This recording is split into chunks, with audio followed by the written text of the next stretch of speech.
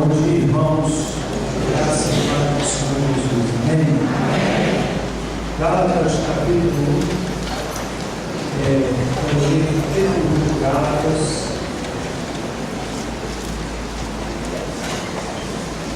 E o tema da nossa reflexão brota do próprio texto. Eu peço sua atenção para esses minutos que nós vamos meditar na palavra de Deus. Gálatas capítulo 1, verso de número 6, seguintes, dizem assim: admira-me que tão depressa estejais passando daquele que vos chamou na graça de Cristo para outro evangelho, qual não é outro, mas alguns que vos inquietam e querem transformar o evangelho de Cristo. Mas, ainda que nós mesmos, ou um anjo do céu, vos anuncie outro evangelho, além do que já vos anunciamos, seja anátema. Assim como já vos dissemos, agora de novo também vos digo: se alguém vos anunciar outro evangelho, além do que já recebeste, seja anátema. Persuado eu agora a homens ou a Deus? Ou procuro agradar a homens? Se estivesse ainda agradando aos homens, não seria servo de Cristo. Mas faço-vos saber, irmãos, que o evangelho que por mim foi anunciado não é segundo os homens. Não recebi, nem aprendi de homem algum, mas pela revelação de Jesus Cristo. Pois já ouvistes qual foi antigamente a minha conduta no judaísmo, como sobremaneira perseguia a igreja de Deus e a assolava. E na minha nação excedia em judaísmo a muitos da minha idade, sendo extremamente zeloso das tradições de meus pais. Mas quando aprove a Deus, e desde o ventre de minha mãe me separou e me chamou pela sua graça, revelar seu Filho em mim, para que o pregasse entre os gentios, não consultei carne nem sangue, nem subi a Jerusalém para estar com os que já antes de mim eram apóstolos, mas parti para a Arábia e voltei outra vez a Damasco. Depois, passados 3 anos, subi a Jerusalém para ver a Pedro e fiquei com ele 15 dias. E não vi a nenhum outro dos apóstolos, senão a Tiago, irmão do Senhor. Ora, acerca do que vos escrevo diante de Deus, testifico que não minto. Depois fui para as regiões da Síria e da Cilícia. Eu não era conhecido de vista das igrejas de Cristo na Judéia, somente tinha ouvido dizer: aquele que antes nos perseguia, agora anuncia a fé que outrora procurava destruir. E glorificava a Deus. Senhor, nos curvamos reverentes diante da Tua palavra, pedindo que ela nos fale, em nome de Jesus. O tema da nossa meditação é exatamente esse que aparece por 3 vezes no texto, versículos de número 6, 8 e 9. O outro evangelho. Quero falar sobre isto. Meus irmãos, a carta que Paulo escreve aos Gálatas, e recebe este título, na verdade, é uma carta de Paulo interessada a um grupo de igrejas que estava numa região chamada Galácia, que abrangia algumas cidades, entre elas a cidade de Antioquia, Icônia, Listra e Derbe. E o pano de fundo que dá motivo a essa carta, isto é, a circunstância que inspirou, que levou o apóstolo Paulo a mandar esta carta para aquelas igrejas, era exatamente o fato de que alguns judeus que faziam parte daquelas igrejas, que eram advindos do judaísmo, chamados judaizantes, insistiam no fato de que a pessoa convertida ao Evangelho necessitava ainda cumprir os ritos e tudo aquilo que estava proposto no Antigo Testamento, sobretudo na lei mosaica. E esta ênfase dada chegava ao ponto de comprometer a essência do Evangelho, porque propunha e abrir espaço para a possibilidade que não existe nas Escrituras de que o indivíduo poderia ser salvo pela prática das boas obras ou pelo cumprimento da lei. Por exemplo, Paulo deixa muito claro que esse pensamento não é o pensamento do Evangelho, quando no capítulo 2, versículo 16, ele diz assim: sabemos que o homem não é justificado pelas obras da lei, mas pela fé em Jesus Cristo. Então esse era o pano de fundo. Era um pano de fundo, como disse, que relativizava o sacrifício da cruz, que fazia daquilo que Jesus efetuou na cruz do Calvário algo de valor relativo e não absoluto. E então Paulo identifica nessa proposta, nessa ideia, nesse ensinamento, nessa visão, que isto não se tratava do verdadeiro Evangelho de Jesus, mas de algo que ele denomina como sendo outro Evangelho. Meus irmãos e minhas irmãs, na verdade, parece-nos que há um outro Evangelho fluindo no cenário evangélico do nosso país. O Evangelho que não é o Evangelho de Jesus, é um outro Evangelho. Ontem pela manhã, estava em casa e liguei a televisão para assistir a algum programa evangélico, e eu assisti um deles que me deixou profundamente indignado.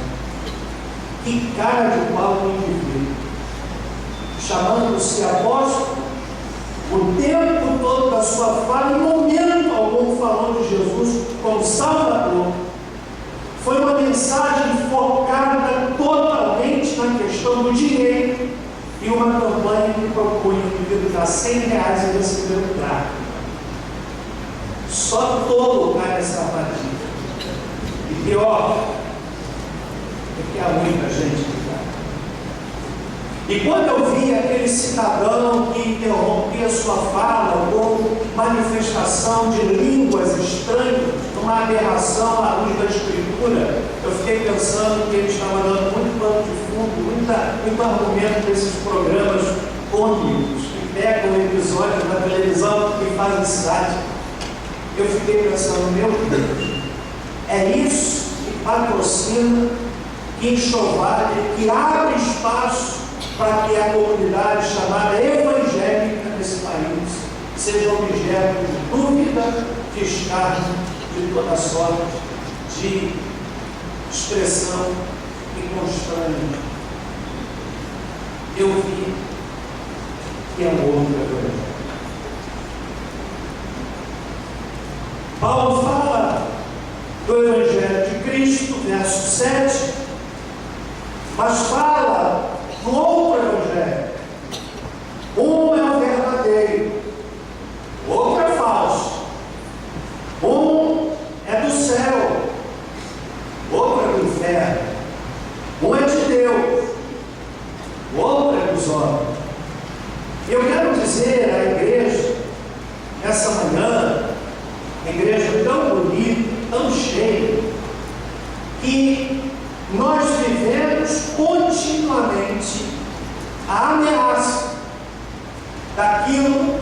poderíamos chamar de um outro evangelho.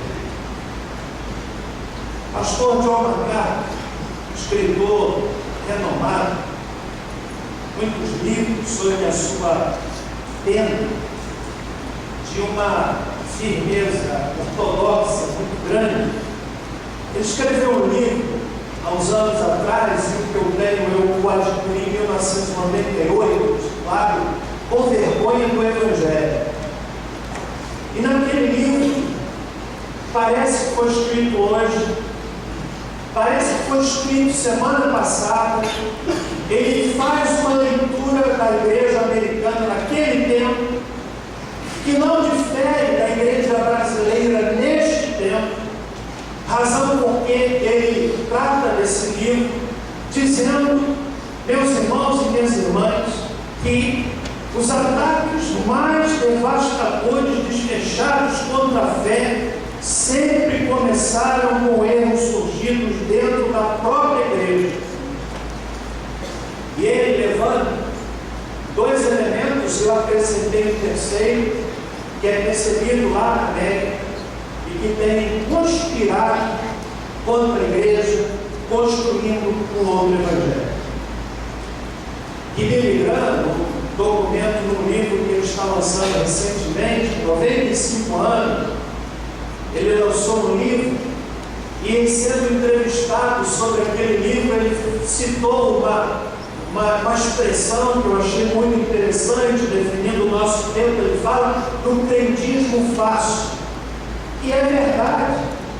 Há hoje um crentismo fácil que, sem sombra de dúvidas, enche qualquer igreja, ou que atrai qualquer pessoa para qualquer possibilidade de viés religioso.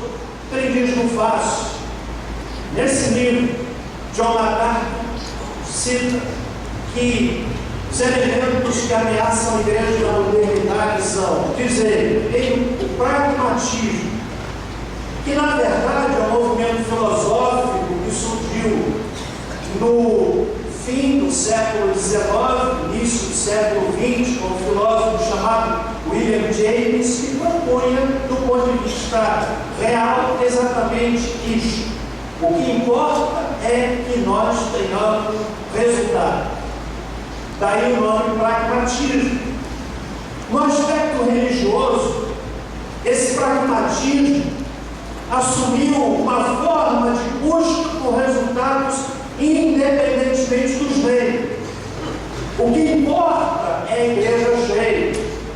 E somos até levados a pensar que o sucesso de uma igreja é medido pelo volume de pessoas que faz parte daquela comunidade. Isso não é uma verdade absoluta. E assim, em nome dos resultados, aberrações são introduzidas lá na igreja americana. John MacArthur cita isso no livro, tipo luta livre, striptease, para atrair gente para a igreja. Que aberração! As práticas da igreja precisam encontrar biblicidade. Nós estamos abertos e precisamos estar abertos para a mensagem que não pode ser mudada alcançar o homem moderno. Estamos abertos para estratégias novas. No entanto, a prática da igreja precisa ser solidamente fundamentada em valores bíblicos. Mas o pragmatismo cancela isso. Menospreza, por exemplo, a pregação. A metodologia passa a ser mais importante do que a teologia. O que importa é a igreja cheia, como já lhe disse. E, meus irmãos, é uma realidade muito grande, e isso enfraquece a igreja. Em segundo lugar, John MacArthur fala do modernismo, que propõe uma teologia literal, relativiza a Escritura. E quando nós relativizamos a Escritura e dizemos isso aqui não é mais válido, isso aqui é válido, essa parte não é mais, e esta é, quando relativizamos a revelação,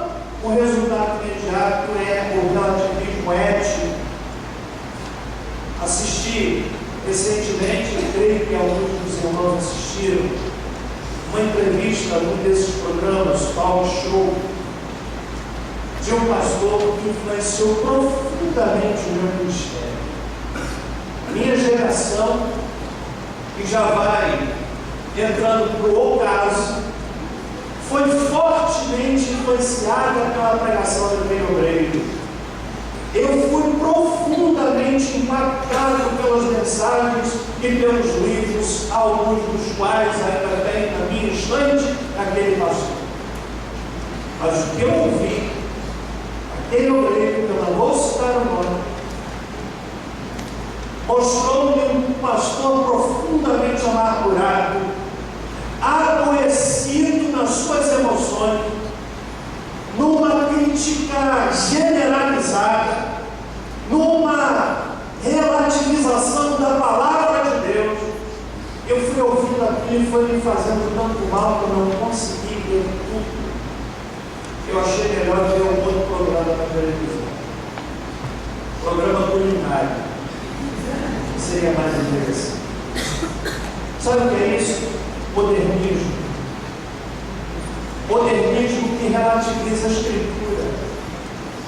Meus irmãos, vemos hoje o movimento da homofobia, a igreja que está chamada a amar os homossexuais, e amar de verdade, mas eu suspeito que o modernismo daqui a pouco abre as fronteiras para que isso se incorpore à igreja como algo absolutamente normal e não é à luz das Escrituras. Modernismo suga a voz profética. O modernismo nos empurra a uma acomodação. Isso, graça, não é o Evangelho de Jesus, é um outro.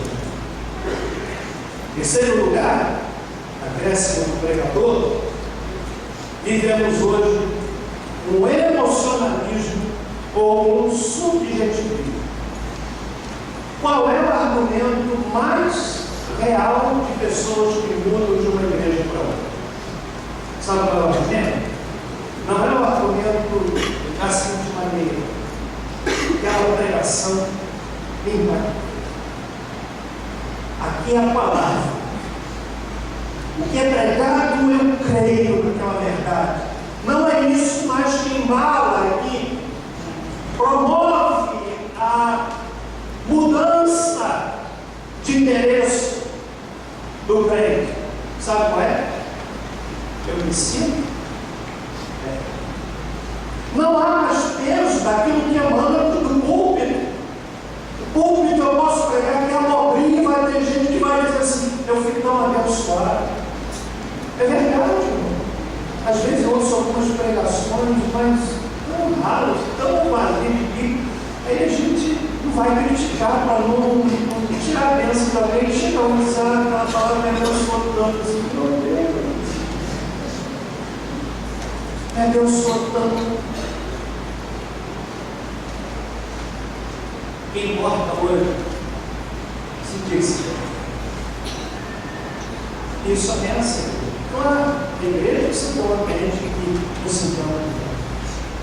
Eu ouvi aqui, vocês ouviram o pastor Marcos dizendo, extraordinário pregador, dizendo que se ele parece Marcos Piraí, seria membro.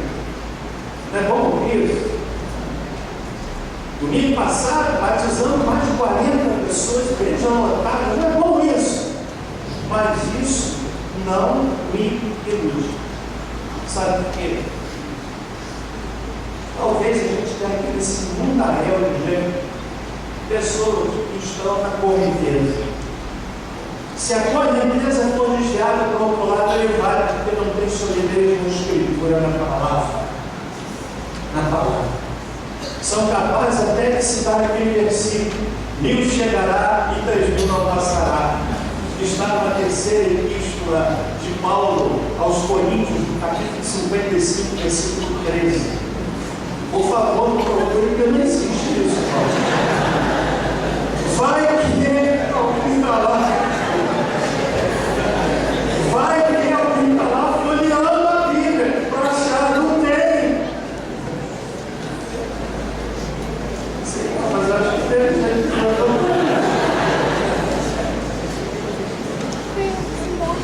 o emocionalismo. Gente, queria hoje ter 1 hora para pegar essa luta. Eu estou só na introdução. Isso é um outro evangelho. O problema é que parece que o outro evangelho está tendo mais voz do que o evangelho de Jesus. Quando eu leio Paulo escrevendo aos Coríntios, na primeira carta, e aí sim você encontra, no capítulo 1, Paulo diz assim: porque nada me propus saber entre vós que não Cristo crucificado. Esse é o evangelho de Jesus. Mas há um outro evangelho. Fala de dinheiro, fala de doença. É o evangelho da cura. Olha, eu vou me iludir pensando que há irmãozinhos aqui que não viajam dessas igrejas. Desse eu passei já uma irmãzinha abençoada, uma dessas igrejas de cura e milagre. O que a gente vai fazer com a pessoa? Brigar? Não, ensinar, ministrar. E vão mesmo. Gente que põe o copo em cima da televisão. Põe lá, é o outro evangelho. Eu estou sendo claro e inequívoco nessa manhã. Não é o evangelho de Jesus, é um outro evangelho, irmãos e irmãs. E Paulo, com veemência, confrontou na igreja ou nas igrejas da Galácia. Muito bem, nós vamos ao texto que não é bem. Como é que a gente pode identificar à luz da palavra do apóstolo Paulo outro evangelho? Que elementos ele propõe no texto, sua argumentação, o seu cajado pastoral? Que elementos o apóstolo Paulo evoca para definir o que é o evangelho de Jesus e o que é o outro evangelho? Eu descubro aqui pelo menos 3 argumentos.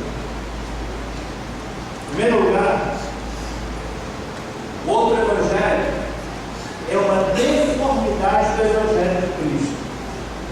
No verso 7, Paulo diz assim, versos 6 e 7: admira-me que tão depressa estejais passando daquele que vos chamou na sua graça, na graça de Cristo, para outro evangelho, o qual não é outro, mas há alguns que vos inquietam e querem transtornar o evangelho de Cristo.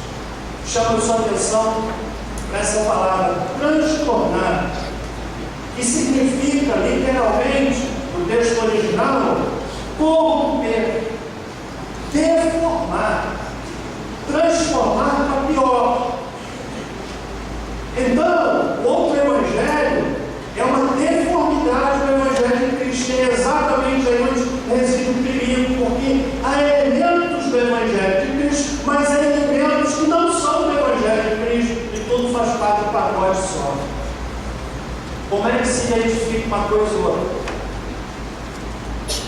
Por isso, irmãos, não me iludo. Prego para a igreja crescer, prego para a gente ser salva. Deus tem incendiado meu coração no sentido de ganhar almas para Jesus, mas eu não me iludo com o fato de que a igreja cheia significa que Deus está sorrindo para nós. Não, Senhor. Não me iludo. Peço a Deus de coração, mais do que igreja cheia, e ela deve estar cheia, que sejamos cheios dele. Aí vai fazer diferença. Então, irmãos e irmãs, outro evangelho é o evangelho raro. É um evangelho que não tem as bases do evangelho de Cristo.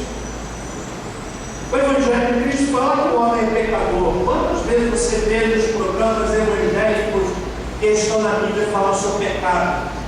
Quantas vezes? Faça uma pesquisa. Você vai ouvir falar em dinheiro. Isso é muito triste, porque o ímpio, o camarada que não é da igreja, olha para nós e nos vê com ótica de quem vai meter a mão no bolso dele. Não é verdade? Você ouve aquelas piadas, no meu caso, que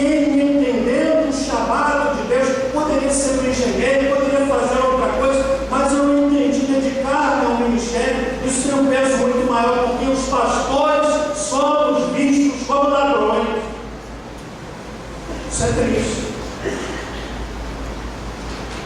Eu não tenho a ambição de ter um carro novo, mas às vezes eu fico pensando, imagine se eu compro um carro novo.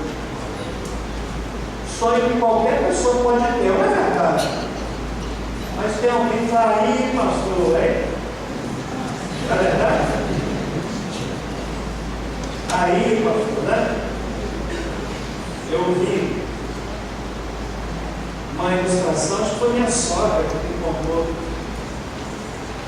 Eu sou, não lembro bem, missionário, lá no século XIX, viajando de trem, primeira classe. Aí encontrou um trem, que olhou para ele e disse, aí missionário, hein? Gastando dinheiro com o senhor. Desconto ele respondeu, não, eu estou poupando o servo do Senhor.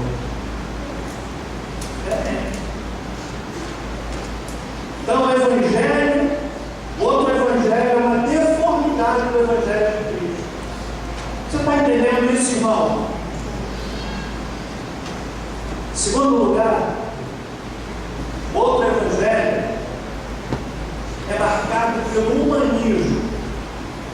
Sabe o que é o humanismo? É buscar agradar os homens. O centro da mensagem do homem. Não há no humanismo espaço para falar sobre consequências do pecado. Porque, na verdade, o homem, Deus ama o pecador, Deus ama o homem, e ele tem esse sentimento, mas ele é o centro de tudo. O centro da mensagem de Jesus não é o homem. O centro da mensagem de Cristo, conforme nós percebemos na palavra do apóstolo Paulo, não é o homem, mas é Cristo e este crucificado. Olha o que Paulo diz aí, na sua argumentação, no versículo de número 10.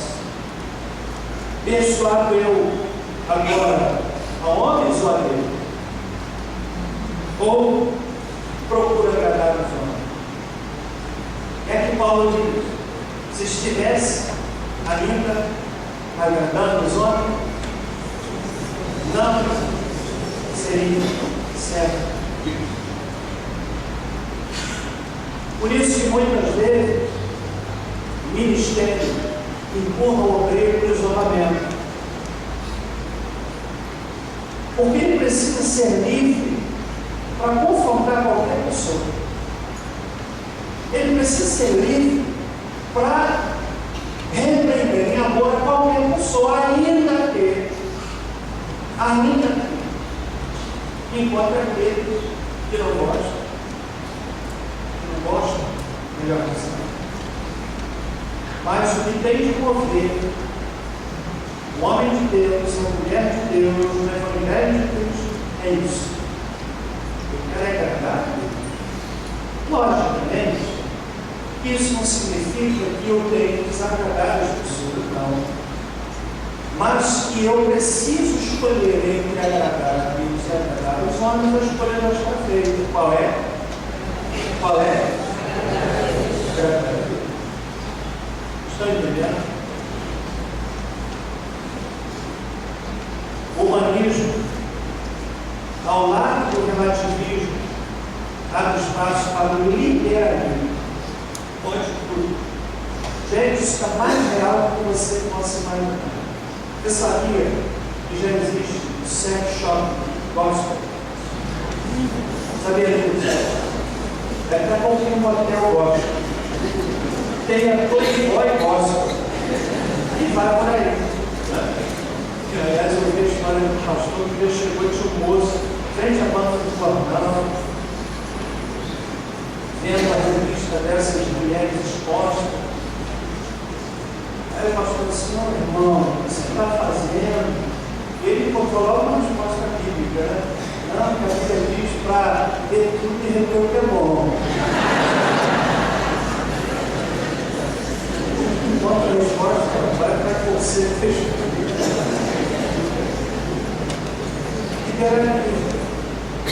E essa igreja está inserida dentro dessa sociedade material. Você está entendendo, irmão?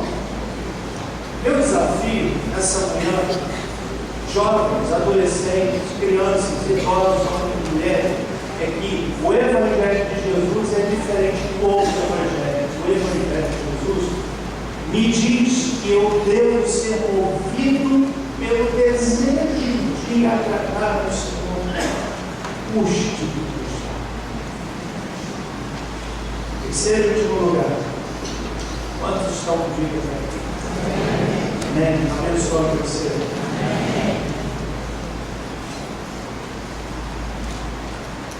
Outro evangelho, e Paulo refuta isso com a sua palavra, marcando por adaptação e não por transformação. Alguém disse que a igreja evangélica cresce no Brasil hoje muito mais por adesão do que por conversão. O que acontece quando uma pessoa se converte? Paulo diz, 2 Coríntios 5,17: se alguém está em Cristo, as coisas velhas, eu creio, quando a pessoa se converte, ela muda. E muda para melhor. Eu creio que se o indivíduo se converteu, ele vai ser um funcionário diferente. Ele vai ser um patrão diferente.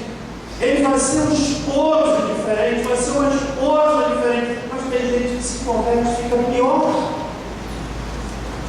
Fica pior, fica chato. Fica chimita. Chato. É verdade, fica chato. Aí o vizinho, o colega do trabalho, assim, veio o crédito. Ela veio o Bíblia. Porque agora ele está só se julgar. Está na bênção. Querido irmão, irmã, isso não é o Evangelho de Jesus. O Evangelho de Jesus faz a gente, olha, Provérbios diz assim, coração alegre. Nós vamos dizer hoje, o Evangelho faz o dia ficar mais bonito. É verdade. Porque não é uma beleza que está no físico, mas é uma beleza que brota de dentro. Você vê para o indivíduo e quase com eles em busca, né? Você olha para o indivíduo, mas tem uma coisa tão bonita, é a beleza interior. Encobre a feiura exterior. É verdade. Outro evangelho não fala de transformação. Paulo aqui dá um depoimento dele para refutar o outro evangelho, falando do evangelho de Cristo. Senão vejamos o verso 9. Faça-vos saber, irmão, que o evangelho que por mim foi anunciado não é segundo os homens. Não recebi nem aprendi de homem algum, mas pela revelação de Jesus Cristo. Porque já ouvistes qual foi antigamente a minha conduta no judaísmo, como sobremaneira persegui a igreja de Deus e a assolava. E na minha nação recebi o judaísmo há muitos da minha idade, sendo extremamente zeloso das tradições de meus pais. Mas ele foi alcançado pelo Evangelho. Lá no fim do texto, ele diz assim, no verso 23, somente tinha ouvido dizer, aquele que antes nos perseguia, agora anuncia a fé que outrora procurava destruir. Ele glorificava a Deus. Amigos, sabe o que é isso?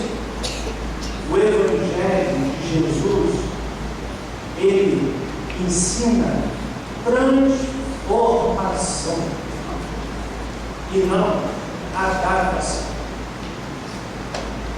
e não adesão. Eu não sei se todo mundo que está aqui realmente passou pelo Calvário convertido, não sei. Não é nem dever meu julgar ou procurar ver quem não é. Não há um aferidor exato. Quem tem capacidade de fazer isso é o Espírito de Deus. Mas eu quero, como pregador e pastor desse rebanho, deixar absolutamente claro que o Evangelho de Jesus, ele ensina a transformação de vida. Mas outro Evangelho, o camarada muda mais ou menos. Mais ou menos lugar, é totalmente deformado. O Evangelho muda, gente. É uma verdade. Muda. Eu quero nessa manhã, finalizando minha fala, deixar que nós pensemos e reflitamos e escolhamos não outro Evangelho, mas o Evangelho que implica renúncia. Implica renúncia. Você lembra de Zaqueu? Lembra de Zaqueu? Converteu, esclareceu, teve defraudado alguém. Eu deixo 4 vezes. Lembro-me de ouvir aqui, se conversando pessoalmente, mandar uma morgada que esteve na nossa igreja. Nos abençoou muito. Ela era feiticeira de grandes pessoas famosas da sociedade brasileira. Ganhou muito dinheiro. Ela disse para mim assim: pastor, eu ganhei com joias, como pagamento de serviços feitos, feitiçaria, muito, cordões, tudo bem, tudo, e converti. Sabe o que ela fez? Pegou o barco, não sei se vai conhecer ali, lá no meio do oceano, jogou tudo. Jogou. Jogou tudo. Cordões, pastor, depois que eu fiz aquilo, eu passei muito aperto. Tinha muitos pares de sapato, cordões de ouro grosso. Eu ganhava muita coisa de ouro, muita coisa cara. Me converti. Joguei tudo ao lado. Para mim, isso tem um nome: transformação. Está entendendo? Eu oro a Deus para que essa igreja seja cheia de gente transformada. Entendeu? Em rostinhos de gente que foi lavada pelo sangue. Eu oro a Deus. E aí, irmão querido, irmã, a sociedade vai ser profundamente impactada com gente que é miniatura de Jesus. Espalhar em barra. Tem Jesus na faculdade, tem Jesus no comércio, tem Jesus na escola, tem Jesus dentro de casa, tem Jesus em tudo que é canto, tem Jesus ali, que é gente transformada. Amém? Quantos entenderam? Amém? É isso que você quer, meu irmão? É o que está dentro do teu coração. Amém? Nós vamos celebrar a ceia. E eu quero orar a Deus, convidar os diáconos a se aproximem. Estão